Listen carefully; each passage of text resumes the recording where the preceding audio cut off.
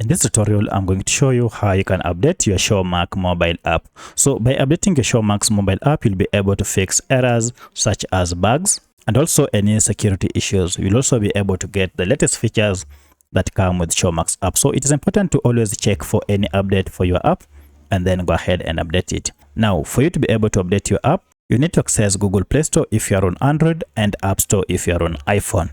For my case, I'm on Android and therefore I'll go ahead and look for Google Play Store. And here's my Google Play Store, so I'll tap on it to open. From here, go ahead and search for your app. And as you can see, my Showmax app is here. If you tap on it, now from here, look for any option called update here. So if you see update option here, it means you have been using an outdated version of Showmax app, which is not secure. So go ahead and tap on update, and then it will update to the latest version. For my case, I can't update because I already have an up-to-date app, and all I need to do is just to tap on it and then start using my app. So that's how you can update your Showmax app to the latest version.